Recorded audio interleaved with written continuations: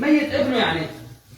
جينا لعنده قال يا شباب والله، والرجل لما جينا عليه بحال ما يعرف فيها الا الواحد القهار.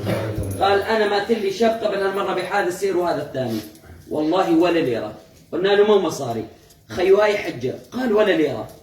اضحيه، قال ولا ليره. اجى الشيخ قال له كلمه، قال له يا ابو فلان، قال له تفضل يا شيخ. قال له والله احنا كنا عم نحاول نعطيك جائزه طرديه دنيويه، لكن انت ابيت الا ان تاخذ الجائزه الكبرى من الله.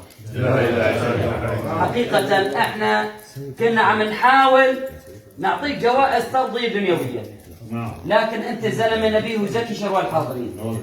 على فكره الله عز وجل انت العفو هذا مو هيك، فمن عفا واصلح فاجره على الله.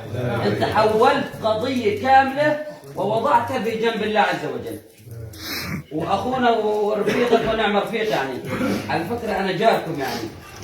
لذلك ان شاء الله النبي صلى الله عليه وسلم يقول ربما تكون للرجل منزله عند الله لا يعلمها كثير من الخلق، فبصنع موقف يرقيه الله. على فكره مو انت اللي نطقت ولا انت العفيف، الله عز وجل هو اللي انطقك.